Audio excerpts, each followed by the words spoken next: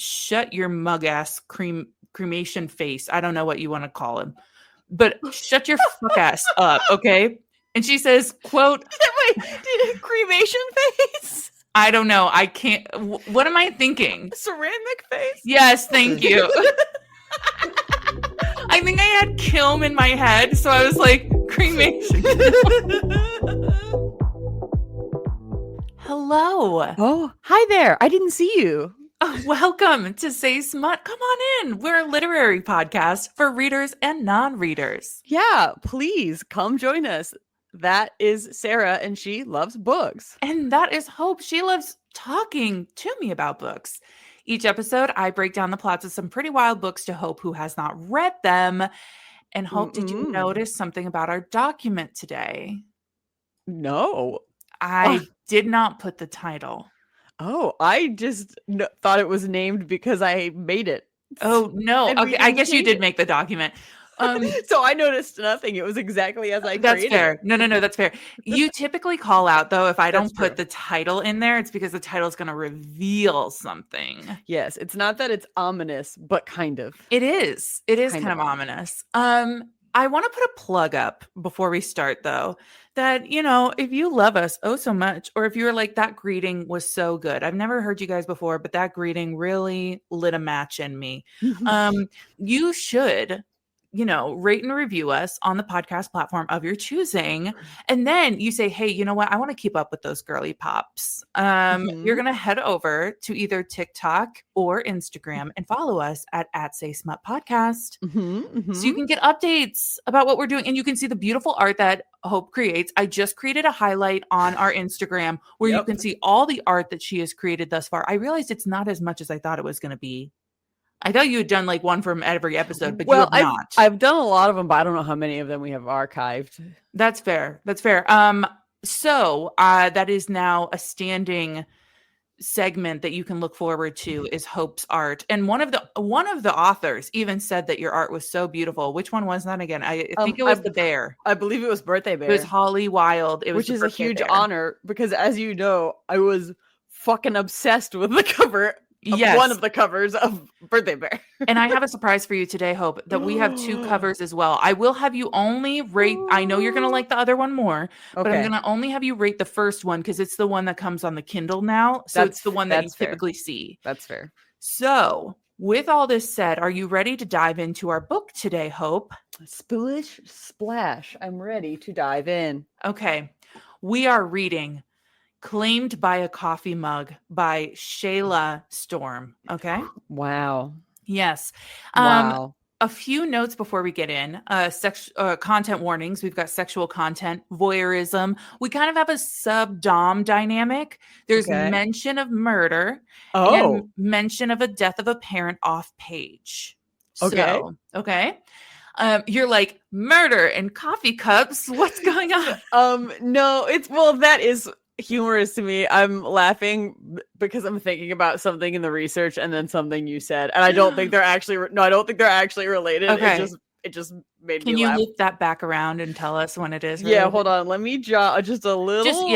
Get a little note in there telling yourself to remind us of murder.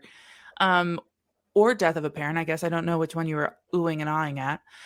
But I will tell our listeners while you write that note is that on Storygraph, it has a 3.36, and on Goodreads, it has a 3.22. Our author, Shayla Storm, I could not find a bio for them. So unfortunately, they will be a person of mystery to us all. We will just continue to be mystified by their findings. I think this is keep your secrets. Yeah, this is a third book by them. I believe they have 3 books, and I'm hoping you'll see where I hope this. Hope this that this will hopefully be a series. So, Are you ready to dive in? You're good.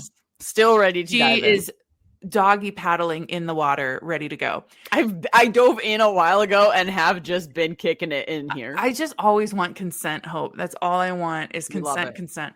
Okay. Have you ever had a really good thrift store find? Yes. Okay. Tell me about it. I recently got some cute little XO earrings where the O's are hearts for Valentine's Day. Cute. Perfect. I've been trying to have like Perfect. fun themed earrings. I have a lot of baked good earrings for work, and I was Mhm. trying to get some good Valentine's Day stuff for when I worked the week of Valentine's Day, and they were perfect. Excellent. I used to thrift a lot of clothes in middle school and high school. And it was really great because my mom loved it. I would find formal dresses and then we Ooh. would just spend like $5 on the dress and then go get it tailored for $15 because all it needed was like a little hemming or like, and then I Nice. spent like $20 on a formal dress. So I really was the ideal kid in a lot of ways. Mhm. But our main character, Nora, is going through a really rough time. She was laid off not too long ago, which I think some people can relate to. Can they not? How dare you? I wasn't going to say anything, okay? I think it's obvious. Maybe it's not. think- If for people who are maybe newer to the podcast, it's not that my being laid off was the like spark event for us thinking of doing a podcast, but it most certainly is the reason we finally started doing a podcast that we've long talked about. The same week you got laid off, Yes. you contacted me. We've been theorizing about it for a while. Had been around for a little bit. And you were like, you contacted me and you're like, maybe it's because I'm laid off, but I need a creative outlet and I need something to do. Can we just do this already?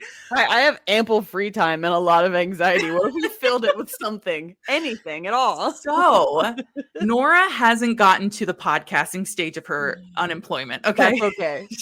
I hope she comes to the crafting stage soon because that's fun. Yeah, that's a good time. But she's going through a rough time and she was like, I need some retail therapy. So she goes to Nana's attic, which when I first read this, I thought she actually went to her Nana's attic. And I was going to be like, have you found anything crazy in your Nana's house? And I was going to be like, I've found so many. And then that was not the direction this went. I just assumed she went to my actual Nana's house. Your Nana's house. But it's a premier thrift store in her area. So she's, when you go to a thrift store and you don't pick up no one gets a cart or a basket on intuition because you think I'm just going to go look, Yeah, no, it's once you've started accumulating. You start accumulating things in your arms and they're clanking together and you're like, I'm one wrong step away from breaking something. Right. Once you hit the wombo combo of clothes and like second category, like clothes and furniture or clothes and lamp. Yeah. You gotta kind of start getting your stuff together in a cart. Yes. So she's awkwardly holding a few items when she spots this extremely unique mug on a shelf. And when she reaches out and touches the handle, a shot of heat races up her arm and someone says, "Release me now, you witch."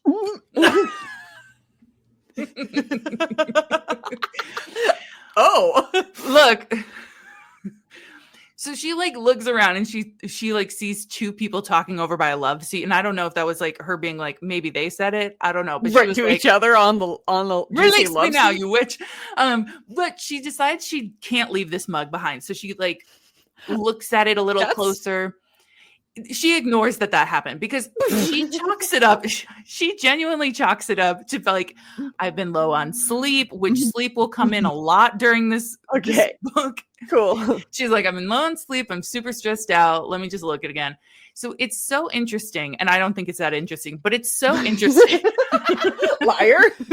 Because it's a mug that is like dark tan at the bottom and kind of fades into a dusty gray at the top and has flecks of gold across the surface. I think that's the fuggliest sounding mug in the world. I guess I'm just having a hard time imagining it. Nora says that it is somehow quaint and regal at the same time. Sure.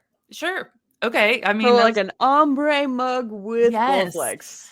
So she goes to grab it again, and she is now like kind of rolling it around in her hands, like looking at the bottom, looking at the sides, and she hears, "Who the hell are you? Be gone." And she's so startled, and she looks around again until she looks back at the mug and notices that there are blinking eyes on the mug. No other facial features, just blinking. So do you know what I'm picturing at this point? Hope. Please do. Tell me. I don't know. It is essentially a mug version of the Microsoft mascot Clippy. Okay. That is infinitesimally cuter than what I was imagining. That is what I'm picturing at this point. Is like those big round eyeballs like protruding from. Sure. You have to understand that I watched The Substance yesterday. I have no clue what that movie is about. So I'm not even going to get deeply into it because if you have watched it, you'll know. And if you haven't watched it, you won't. But just know I was picturing it's spooky. Hey, it was spooky and I didn't like it because I just watched The Substance yesterday. Okay, fair. And if you know, you know. If you know, you know. I do not know. But the mug starts like popping off on her and is like, you won't get away with this, Jacinda Bell. That's a name I've not heard before. So there's a lot of confusion happening between the mug and Nora. And when she goes to like kind of turn the mug upside down again, he's like, would you stop that? Face me towards you, woman. Now, we don't like calling women that. Like, that's not, you don't say that to somebody you don't know. So Nora like responds in her mind by saying, she responds. I can't remember if this was in her mind or if she said this out loud. But she was like, I might not know what's going on, but I wasn't about to be spoken to like that. Not by a man and definitely not by a mug. Well, fair. You tell him, sister. Do not let your mugs talk to you like that. Yeah. Until you've had your coffee first. Yes. So she turns to leave, but he's like quickly apologizing. And he introduces himself as Emerson Blackmore. Okay. Which Nora notes to the reader, I hadn't been expecting a name, and definitely not one that sounded so ... Earth. Okay. Earthy would be the best not so adjective to use. Earth as a noun. That was an interesting choice. Could have ended anyway, and so I wasn't sure if it was going to be like she wasn't expecting it to have a name at all. She wasn't expecting it to have a name. So Earth. I thought maybe she wasn't expecting it to be so sexy. Like maybe we were going to dive in deep. Oh, we'll get there. I thought we might. Okay, so both of them are hella confused. And she's like, you know what? I can't just leave him here. Obviously, something's going on. I'm going to bring him home. And she like goes to pay for him. And the woman says, like at the clerk at the front desk, says that he came in during an estate sale. Mm-hmm. Okay, interesting. Does the person at the store also gender the mug? No. Just checking. I will say that we know by now it's a he. Him. Yeah. So the clerk, I'm just curious. The clerk puts him in a plastic bag and they are heading out to the car and he starts freaking out because he thinks he's going to get suffocated. And she's like, I'm going to be honest, I don't know. Like, I don't know if you'll get suffocated in a plastic bag. I don't know how it works for mugs. You really might die right now. She takes him out when they get in the car and she sets him on the floorboard where he'll allegedly be safest because she doesn't think she can buckle him in. I don't know if she thinks his eyes are going to get like in the way of because he has no other facial features to our knowledge. He has no mouth to our knowledge, no nose, no eyebrows, no nothing, just eyes. So she was like, here's what I need from you, Emerson Blackmore. I need you to shut your mug ass cremation face. I don't know what you want to call him. But shut your fuck ass up, okay? And she says, quote, wait, did a cremation face? I don't know. I can't. What am I thinking? Ceramic face? Yes, thank you. I think I had kiln in my head, so I was like, cremation. Oh my gosh. Get your cremation face out up here. Shut your cremation face up. Okay. So she says, I need you to shut the fuck up. And she's like, quote, I don't think I can drive and focus on the fact that there's a talking coffee mug in my car. Yeah. What a Beauty and the Beast experience to be having. So they skirt home in silence. Uh-huh. And she's like, nope. When they get in the door, he like starts talking. She's like, nope, not yet. Nope, so no word from you. She goes get a not alive mug and fills it with some tea and then sits him down on the couch and they decide to have a conversation. He realizes that he's been asleep for 300 years. And he originally hails from the kingdom of Great Britain. And only then does he tell her, when he tells her that, does she realize that he indeed does have a British accent. They've talked so many times at this point. They've been having a lot of conversations. They've had quite a bit of conversation by this point. So she says, quote, the accent was sort of sexy had it not been coming from a coffee mug. I mean, like, I don't know why that's your prejudice, like, showing. Like, I don't know why the coffee mug stopped you from thinking it's sexy. Imagine the deepest, sexiest accent you can think of. Yes. And just kind of, here's what you do. Put the mug maybe in a corner. Turn the eyes away. Mm-hmm. Let that mug just kind of talk ambiently about you. And then just close your eyes and envision a human being that's not a mug. Yeah, we'll get around to that. We'll get around to that concept not too far later. Cool. So throughout the book, I want you to note now that she's like low key filling him in on the history of the last 300 years. Cause she like tells him like, well, now we are in the United States. And he's like, what the fuck? And she was like, oh yeah. Remember the colonies? So like we had a war and we gained our freedom. He's like, oh, fuck you guys. Like he was like, but we're friends now. We're like, all good now we're best friends. We're besties. It was so long ago that just, it's only right to let it go. Yeah. The irony is there's a scene where she's like he doesn't know what pizza is, of course. Like, sure. But then there's a scene where he's like, maybe I should try meditation. And she's like, how do you know about meditation? He was like, well, I had friends in India. And she's like, oh yeah, I forgot. Yeah, the British didn't do great things in India. Sorry to tell you that.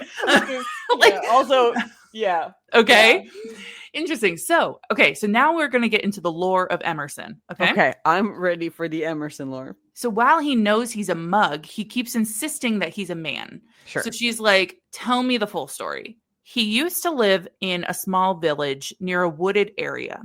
Okay. Jacinda Bell was this kind of like creepy old woman that lived in those woods and kind of lurked in a lair. He will always refer to it as a lair. I wanted to believe it was like Hansel and Gretel cottage situation. No, sure.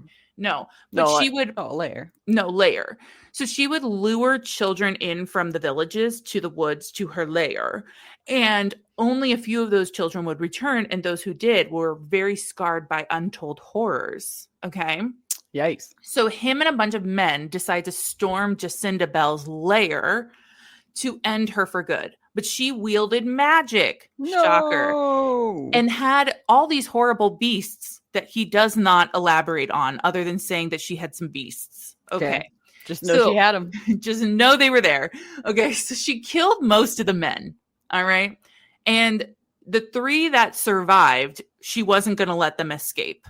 So she cast a spell turning these 3 men into objects. Mm-hmm. He said that the pain was so terrible, and then he only had a few moments of consciousness as a mug before she made them go to sleep. Okay? I will note now that he does not specify who the 2 other men were, whether they were mugs as well. He might not know. They were some. So that is what I want you to hold on to. I wanted those to come back into the story. Okay. They don't. Okay. So just you're letting me know in advance not to be concerned about 2 men who were objects we don't find out about and we'll never hear from. What I want, though, is for them to be the other books, right? Oh. So like, okay, Shayla, hear me out. If I'm looking at your other book titles, I do not think that this got spread out into other books, but you could start right now. You could start right now. Expand on the lore.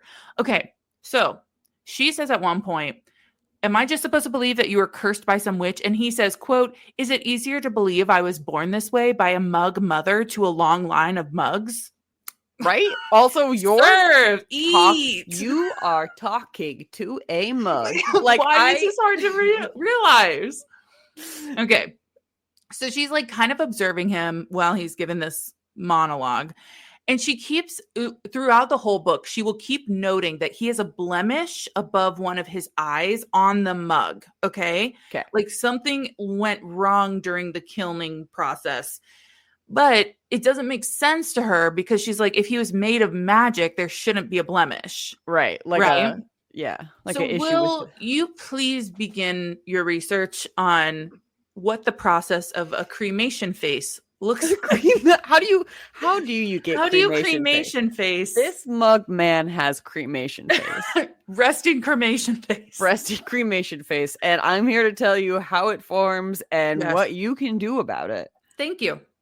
Actually, no. What Sarah asked me to research is what can go wrong when you're using a kiln and firing things in a kiln. And so welcome to this segment I will be calling Kilning It, when firing clay goes wrong. I like that. That was a good one. Better than my cremation face.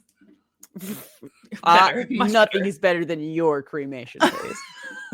God. Okay, just go. Just do anyway, thank you so much to the Artist Outpost and Soul Ceramics for their insightful articles on common pottery and kiln issues, which I will be covering in my research.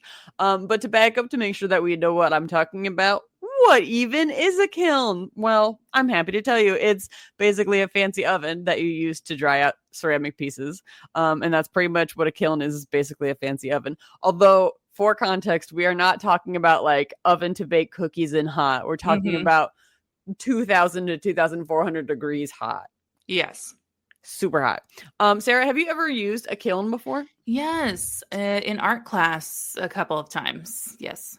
Yes. Not like on the reg, but yeah. You did. Like in elementary school and high school and college throughout? Probably maxed out at high school. I don't think I took any classes of art in college, but yes, like it's this weird like tube, like almost like a tube I've seen them look like. And then typically it's like ceramic on the almost like a ceramic material, clay material on the inside. And then like you open the top up. I don't know how to. I don't know what I'm saying. Never mind. That is. Thank you. That is what it's like, and that's good insight too, because I have had access to a kiln in my childhood. We fired off pieces when I was in elementary school, but like we were elementary school children, so we did not see the kiln. Yes. We would like make a little clay piece, and then it has to dry out for a while, and then you can put it in a kiln to make it hard. And then after it comes out, you can glaze it and like, paint it up and stuff. And then you have to fire it again so that sets. And when it works out really great. But sometimes, your piece gets absolutely ruined, in the kiln, and so much can go wrong. Yeah. As things do. So the most major issue is what I'm referring to as pottery explosion. So if you make a pottery piece, look, that's what it is. It's a pottery explosion. If you make a pottery piece, and the piece meets a tragic demise before you're finished with it, that's probably because it exploded in the kiln, aka pottery explosion. And what happens is like the internal pressure of your clay piece surpasses the structural limits of that clay piece, and so it just kind of it just kind of explodes. Typically that's caused by steam trying to escape out and exploding out. Like moisture will get in the clay and then can't get out, or like gases that burn off in that type of clay can't get out properly. And then, or like the speed that the piece heats up and cools down can also mess with its structural integrity and make it explode. Sometimes the pieces will only crack a little bit that way, but sometimes they will just like completely fall apart. It really depends. You can prevent that and fix that by making sure that your pieces are as dry as humanly possible before you fire them, so you get rid of all the moisture. And then you have to set up the correct firing schedule, which just means like the rate that the kiln starts to increase in temperature. You have to make sure that that's optimal for your pieces, so that as it starts getting hotter and hotter, it doesn't like, I don't know, get mad and explode for the aforementioned reasons. You want to make sure that everything has an even thickness, so that like parts don't dry out sooner and become more brittle. And then also you got to make sure the whole kiln is ventilated, so that the heat can circulate. All of that to help prevent pottery explosion. That's a thing that can happen. Okay. That's like the most common thing that can happen. You can also get bloating in your piece, and that's when a bubble forms inside the clay, usually due to like contaminants that are in the clay. There's also a thing that's called black coring, which I found to be confusing to explain and understand. But basically, I think it's like clay has, like metals and gases in it. And so when you fire it in a kiln, they react to that heat and like burn off. But sometimes those components in the clay can't burn off the way they're supposed to. So if you crack open a piece, you'll see it's like the middle of the clay of the piece is black. Okay. And that's bad. Okay.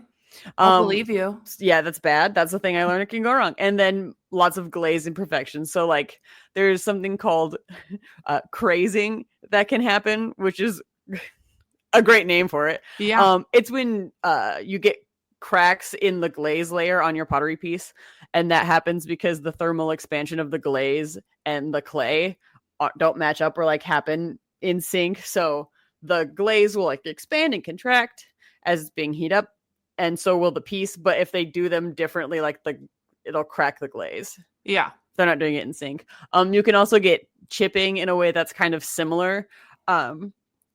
It's called shivering, but it's where the edge of the glaze you have will chip off, and it's because the glaze contracted when it was heating up more than the piece did. So you may have painted the whole thing, but when it heated up, the glaze like shrunk at more of a rate than the rest of your piece did, so it'll like chip and be weird at the bottom. That can happen while you're firing in a kiln. So lots of stuff. The solution to almost anything that goes wrong in a kiln is making sure you have a good firing schedule and that the pieces you have are dry and that you're not putting too many pieces in a kiln at one time and the ventilation is good. But usually the things that can go wrong are it has cracked or exploded the whole piece straight up. Yeah. Or if you're in the glazing process, the glaze will be cracked, but the piece will be fine. And that's because of the weird like expanding and contracting of the piece. Or the glaze will be chipped weird, and that can also be from expanding and contracting, or just like structurally within the clay, it can get brittle or like black or marred from different things, either not burning off or not burning off all the way, or all the different stuff above. All of that can go so wrong. So what happened to Emerson? Well, I think that's interesting because I'm like thinking back in elementary school, there's always a segment on pottery, whether we did pots or mugs or cups, you know, like it was just always little something. Christmas trees you paint with your fingers. Yeah, little Christmas tree ornaments or something. So I'm just trying to remember like people having things go wrong, and then the teacher would be like, "We'll get another one," you know, like you know, you don't get to paint your thing today because it completely exploded into 500 pieces. Which brings me back. I'm glad I remembered this to what I was laughing at earlier that I said we could put a pin in about. I'm going to include a brief content warning just right here for like 20 seconds or however long this conversation takes about the thing that made me laugh. Because it was when Sarah was doing her content warning. So no, it's a content warning about talking about content warnings. Okay. When you said content warning parent death, I was thinking about things that can go wrong in a kiln. And I had already kind of you told me the title of the book. So I was like, it's about a mug. And instead of being like main character's parental unit passes away, my head was like sentient mugs, parental mug exploded in a kiln, parental he came death. from a long line of mugs, as we know. A long line of mugs. And one tragically exploded in a kiln. Thankfully, she had already given birth by that point. Yeah, I must have been. Mugs must give birth before entering the kiln. Definitely before you enter with glaze. Possibly before you enter a kiln at all. Yes. Maybe you are born and then you immediately birth.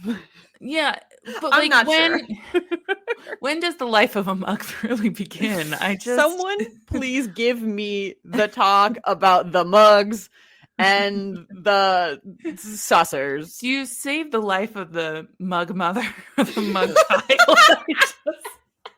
I'm sorry. It's not political. I promise it's not political. Whose fault is it if the mug baby explodes? Yeah. What if in a pottery explosion? What if we can save the life of the mug mother, but not the mug child, not the saucer? Okay, sorry. I don't know. We're done. I need to be sat in a corner and made to think about my actions. Thank you for your research. You're so welcome. I so appreciate it. Yeah. Okay. So, Nora, we're going to go back to the scene because Emerson is like so hopeful that Nora's going to have answers for him because, of course, she would. She has 300 years worth of information he can't even fathom. So, surely she knows how to unmug a man. So, Nora regrets to inform Emerson that she is merely a mortal woman and can barely take care of herself. And then she's like, you know what? I really need a nap.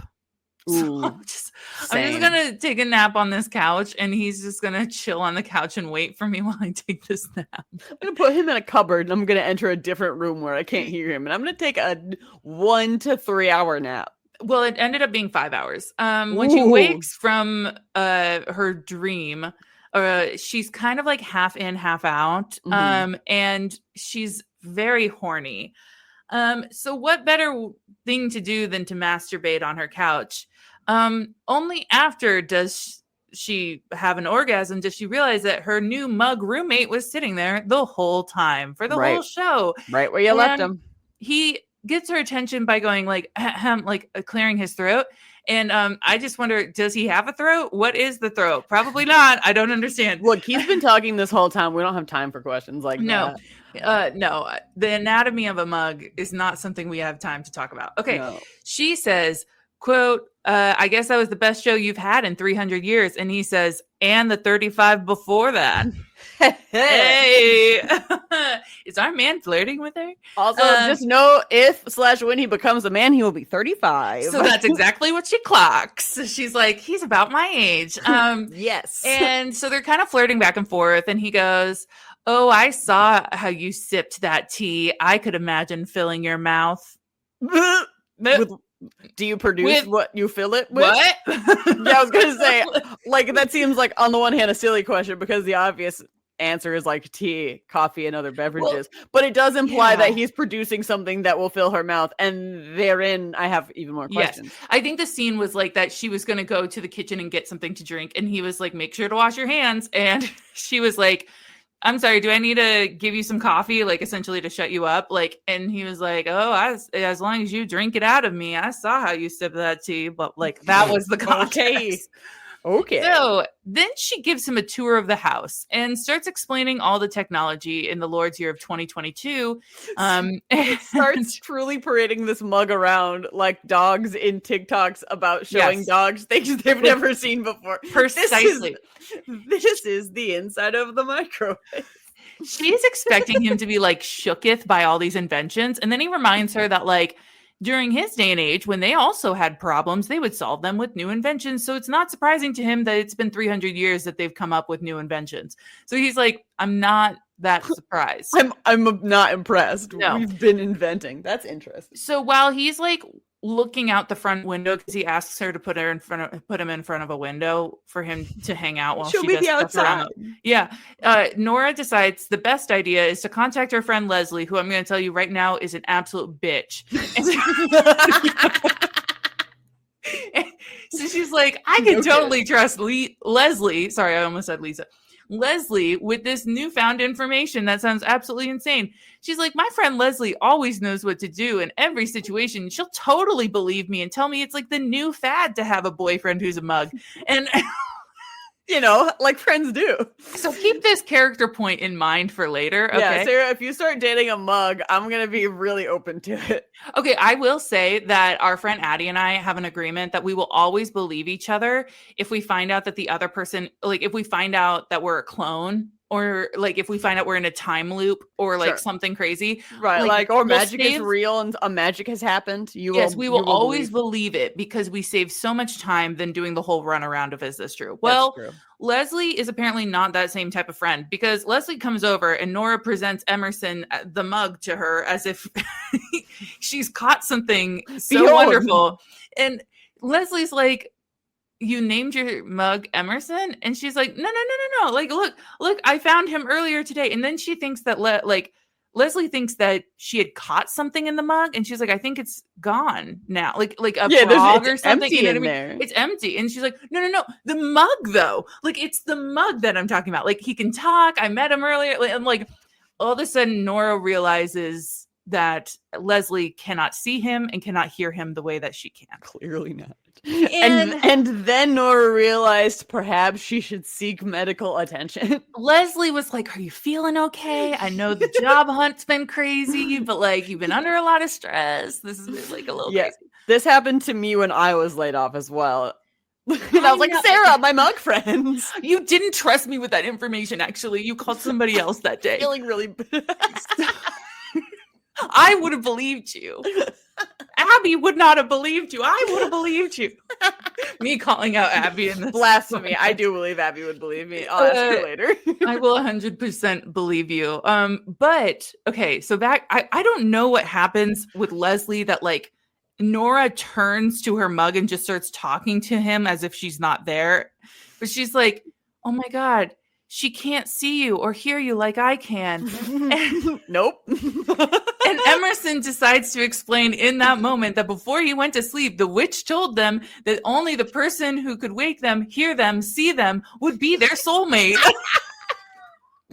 A crazy thing to not immediately say. And he was like, well, prior to this point, I didn't want to tell you because I didn't want you to freak out. And like, my thing is like, you're already a talking mug. I don't know how much more she can freak out. Look, also, surely you were around when I was like, I'm about to have my friend come over and tell her all about you, my magical mug. To be fair, maybe at least said that someone can't see you. He didn't know she was coming until he saw out the window she was walking up the front step. And then he was trying to like kind of get Nora's attention, and Nora was like, no big deal, it's just my friend Leslie, like blah, blah, blah. So he did try. She literally can't see me. I'm being literal. She literally cannot see me. This is nothing. She can only see my cremation exterior. She cannot see my cremation face. So can't see my no, you can't see my cremation face. I think we've hit capacity at this point. Oh, okay.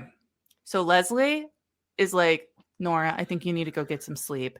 And she like leads Nora to bed. She tucks her in. And then as she's leaving the house, she puts the mug back into the cupboard. And then when Leslie is gone, Nora comes out to get him because she's like, I'm not just going to leave him in a cupboard. Because she heard her in the kitchen doing that. Right. I'm also just not tired right now. Yeah. And she, well, she is, because she leaves him out on the couch where he wants to sit. He's like, you can just leave me here. And she's like, Relatable. okay, I'm going to go to sleep. Yeah. So she goes to bed. And Nora contemplates like what her life will be like with a mug soulmate. Like, and much to take in. She decides that they need to go out and do something. In fact, they should go take a tour of the city. And as to not make it weird, she puts him in a mesh farmer's market bag so he can like see out the side of it. Sure. Okay. So during their walk, they spend some time in the park, and he tells the story of his life in England. And he didn't really work because his mother was really sick, and he was like her full-time caretaker. Mm-hmm. And then she died shortly before the mug incident. And he always felt at peace with that because like she didn't know about his change of lifestyle, I guess. Like she was, she didn't know he identified as mug. Yeah, she didn't know. Oh, she just lived a peaceful life. So I guess he's a freeloader, a living mama's boy, I guess. Yeah. So when they get home, she decides that she wants to decompress with a bubble bath. But as she's setting up the bath, she remembers how hot it was when she was unknowingly watched by Emerson. And so she's like, you want to join me? And he's like, fuck yeah. Also, what else do I have to do? Like, what else am I doing in this house? My other option was be left on the couch as I asked. Yes. So. And she gives him like a little striptease complete with a spank on her ass. And he's like, quote, that does take the edge off a 300-year-old curse. Great. Okay. You're welcome. I'm glad this made it worth it to be a mug for 300 years. Yeah. So she sets him up on the corner of the bathtub. And I just want you to, because you are a bath lover, as am I. And she has a bubble bath, okay? And then she sets him on the corner of the tub. Yes. And somehow reveals to him her coochie and masturbates while he watches. And I'm really trying to understand her angles here. So she must be like on her knees in the tub so that coochie is aligned with the... Well, that's like the closest proximity. That's not what she's doing, though. Is she over him? No, she just like essentially spreads her legs and starts playing with herself. And I'm confused because I'm like, if you had bubbles, your bottom half would be under the bubbles. None of this makes sense, but just believe it for now. Sure. Okay? That's okay. That's fine. Maybe it was that the bath was still filling up while she was jorking it. And so the bubbles weren't that high yet. And so it didn't obstruct the view. I don't think that was the case, but maybe she's just really weirdly flexible and like hip thrusted out of that bath. Like, I don't know. Who could say? So I don't understand it, but he really enjoyed the show. And now they kind of fall into this domestic pattern where they're like, he's just hanging out while she does things around the house, and like they watch TV together. She informs him of like, I don't know, multiple world wars and like capital insurrections and stuff. I don't know. So then okay, I just imagine it as, do you remember Ella Enchanted? Yes. The fairy girl who had the book boyfriend? Yes. That is precisely what I imagine this to be, okay? But with less face. With less face. Just clippy eyes, okay? So Leslie texts her to go to brunch, but doesn't mention the Emerson incident from earlier. So Nora's like, this is kind of sketch, but I'll go. And I fully at this point thought it was going to be like a, intervention. Like, right. You're being committed. Yeah. That is not what it was. But she's like, do you want to go with me, Emerson? And he's like, where else do I have to be? And she's like, I'm going to put you in a tote this time because I think the mesh bag would create too many questions, especially given that she'll see you and it's going to get weird. It's going to get really weird. So at brunch, Nora is like clutching her tote in her lap, and all of her friends are like, chill the fuck out and like put the fucking bag down. Okay. Yeah, and then she's like, like putting the bag down, like nervously, like super fucking sketch. So they talk about nose jobs. They talk about whatever, like all these crazy things. And Nora spills something on herself at one point, and she starts walking to the bathroom, and then she thinks, oh no, I should probably have grabbed the bag. But if I go back now, it's going to look weird that I ran back to grab a bag, and the bag that I was weird with earlier. So I'm just going to leave it. So she leaves the bag at the table. She goes to the bathroom, cleans herself up. When she comes back from the bathroom, Leslie's like, okay, I got to go. Bye-bye. And then everyone starts paying their bills and heads out. Homegirl picks up her tote and realizes it's way lighter than it was before. It's about a mug's lighter than it was before. Ceramic mug's worth. Yeah. And she realizes that Emerson has been cup napped. No! So she goes crazy. Warning, cup napping in the beginning, Sarah. That is so true. Nora's going wild. She runs up to the front desk and is like, did you take a mug from this table that doesn't look like your mugs here at the restaurant? And they were like, no. And then she starts walking around the block yelling Emerson's name. And somebody at one point is like, did you lose your dog? And she goes, yeah. And then they were like, what does he look like? Like, I'm happy to help. And she's like, please don't. Small, brown, gold flecks, clippy eyes. Handle. Tail. I don't know.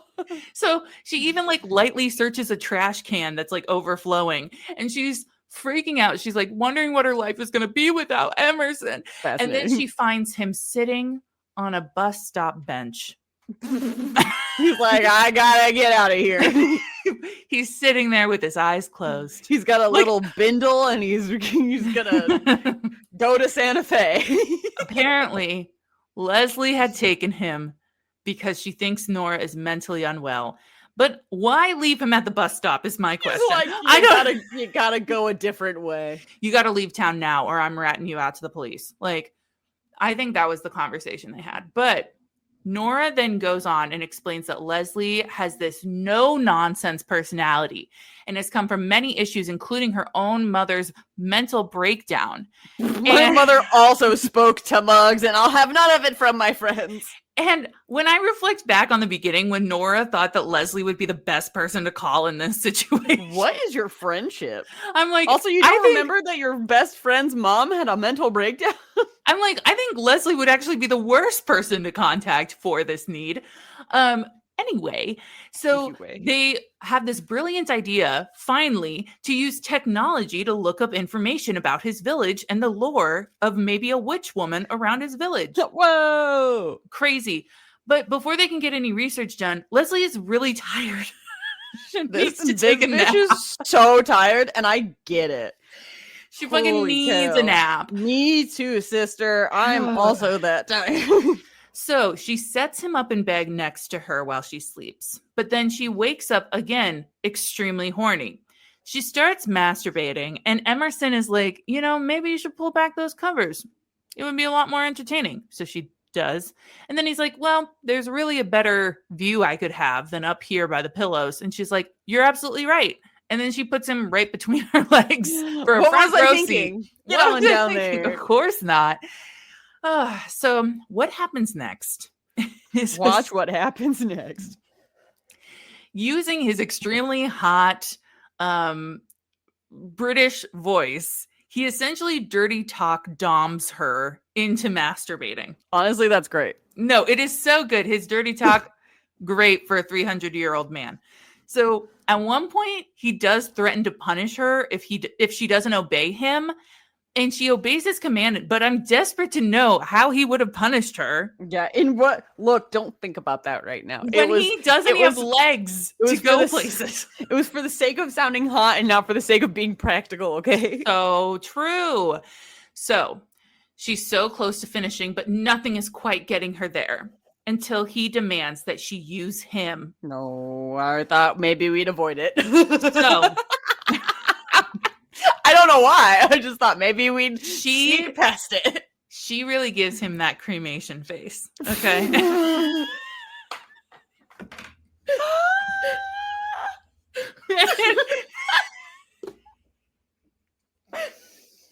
Okay, I'm done. I can't. I'm gonna start crying. You said we reached the limit on cremation face.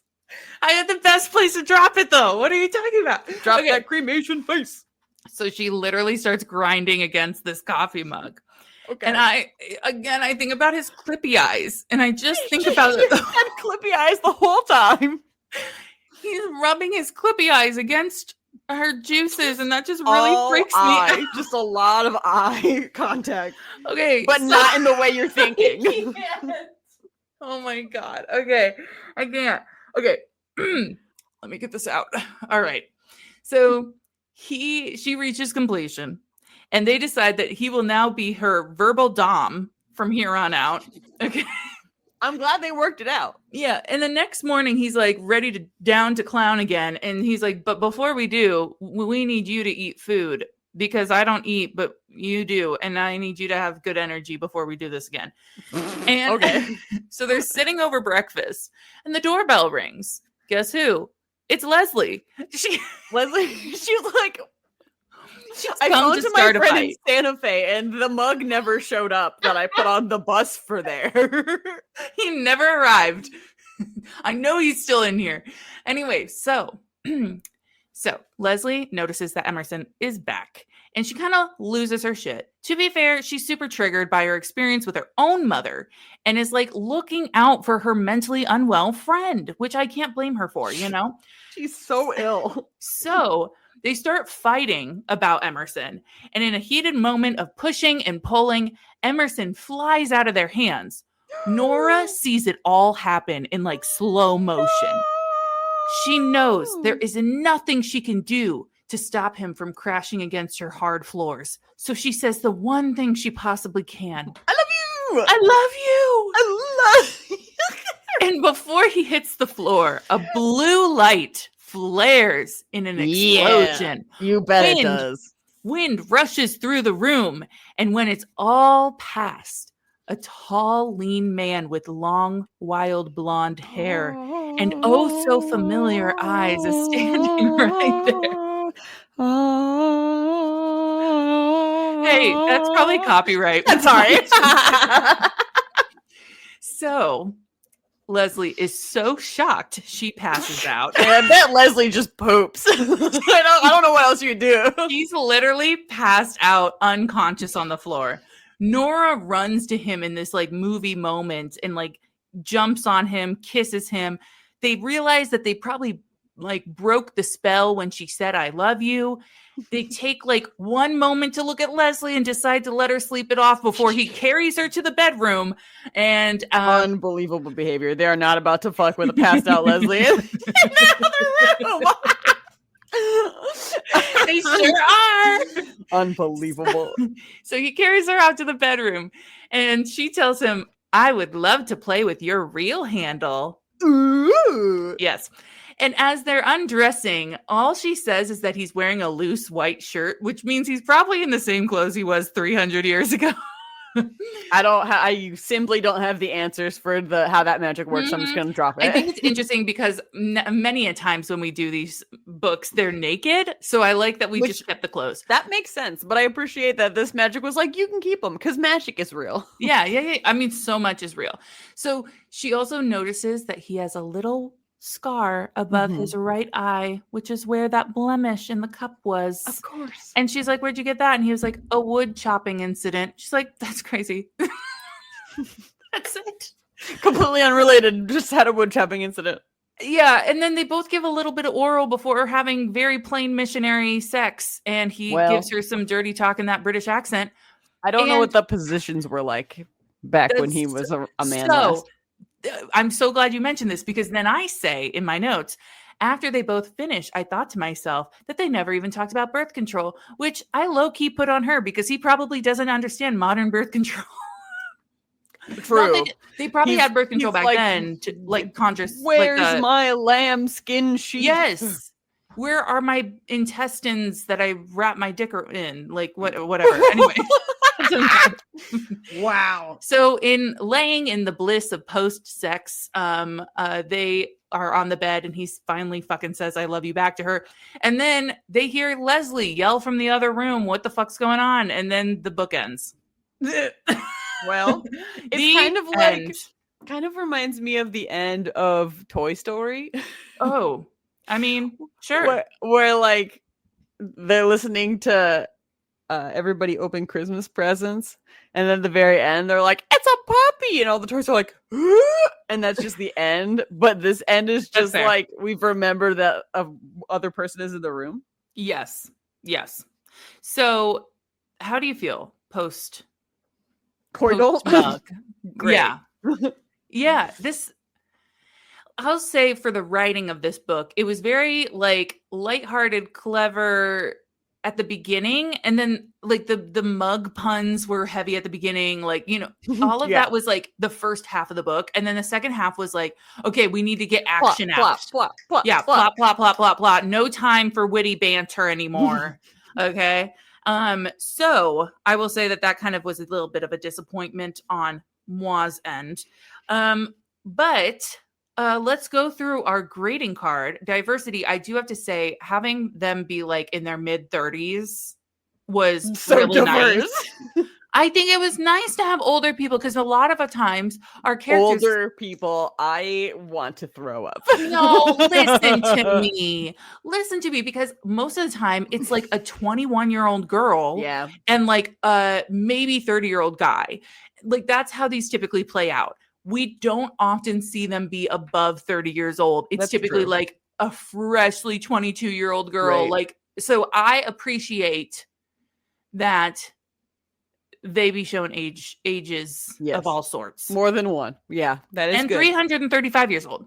And the mug is ombre, so. Yeah. So I was a little disappointed that he had long blonde hair like Fabio, because that gives me the ick to the max. That's not for me. It is exactly like Beauty and the Beast, where maybe he was hotter as a mug. Yeah. I will give the plot, I'll give it a 4.5 because it had a lot, but I hate that we never got to the point of actually thinking, maybe we should look things up. Maybe we should investigate what the fuck is going on. It just seems like it would be kind of hard to look that specifically up. I'm going to give it a 5. Okay. Smut, I'm gonna give it a 4 because I think we did the most with what we had as a mug. Like, I thought she was gonna do some crazy shit with the handle, I'm not gonna lie, but the voyeurism was on par, and the dirty talk was pretty good. I was the end was very anticlimactic to me after all the fun things we did. So what are you gonna give it? Yeah, I'll give it a 4. That sounds about fair. And the cover, the one I have seen as a part of my Kindle, is right there for you to look at. If you would be so inclined. And I know your first complaint with this. Can I tell the audience what your first complaint will be? Sure. It'll be that the mug on the cover does not at all match the description of the mug in the book. That is true. It is the most basic mug. It is like literally a white dollar mug that you would get from the Dollar Tree. For what it is worth, I looked up what I typed in Google was 1700s mug, and then what I found was a cool mug that I can't necessarily confirm is or is not from the 1700s, and it's infinitesimally cooler than this mug, but that's okay. It is a all black background. It says claimed by a coffee mug, an erotic romance short story in font. Underneath that is the most basic white mug really no defining features on it other than it's got a handle. It's just a white mug with some steam coming out of it. And with it's some by blue steam, which I think is a reference back to the blue light, which I don't know. I had forgotten about the blue light, but yeah, you may be correct that's about my that. only thing is like, I'm like, where does the blue come in? But okay. Or it might not actually be blue. That might just be how the lighting caught steam. Okay, hard to say. Fair. Okay, keep going. I pretty much described the whole cover. There's not it really is so plain. I'm giving it a 2. Yeah, that's a 1 for me. Stop! I can have low ratings. Leave me alone. No, I'm just saying. Is this our first time having a low rating? I'd probably not. Should I go with a 1 with you? You don't have to. You don't have to. I'll do a 1. You've convinced me. I don't think I did anything to convince you, but sit here. You've convinced me. It's done. Okay. Will you describe, before I give our final tally, will you give us what the secondary cover is, which I'm sure you are wishing it was this is cover. It's not the craziest thing I've ever seen, but it is fascinating for my eyes are kind of like confused to try and process it. So in the background is like a small town city street with a couple little buildings in the back that look like, I don't know, small town businesses. Could be anywhere. Could be my hometown. Could be your hometown. There is a woman who I hope is created by AI, because everything about her is the most unreal looking I've ever seen. But she's got like a nice little pink sweater on, and she's got blonde hair, and her face looks like it might be made up of like 3 different celebrities' individual face parts all meshed into one person's face is the only way I can describe how this woman's face looks. And she's holding, again, just a little white mug, but there is a more obvious blue glow from the mug. And you also have like kind of a more obviously blue steam coming out of it. And yeah, this is way better, but also jarring to my eyeballs to look at. It's the foreground is like, I can't tell what. I don't know. It's very 2D. I don't know how to explain it. A coffee mug is in what I'm going to describe as like a red rusty effect sort of. Not super, a little bit. It's giving small town with a fun reclaimed store. Yes. Is what it's giving, but also there's like an uncanny valley thing that's happening. It definitely is. Face that I don't know how to describe, so everyone will just have to look it up for themselves. So that brings us to 60% for me and 66% for you. What is your Say Smut moment to wrap us up? She did rub her spoochie on a coffee mug. I can't really ignore that. It's so right on the eyeball. Eyes. That can't be good for anyone's health. I will also loop in the idea that she slept so much for like no reason other than to end the scene and to move on to the next scene. That did not faze me for how much I nap, which is daily. I also do. I know. I was like, that sounds like my life. But I'm also a very eepy girl. So like so eepy. So then I also have to loop in too that they just like didn't think about like, we need to break the curse. Let's research. Let's try and do that. They just were like, this is crazy. It's I understand wild. Because Emerson only has eyeballs and no mouth, but I would have almost instinctually smooched or drank from him to see if that made him be a person again.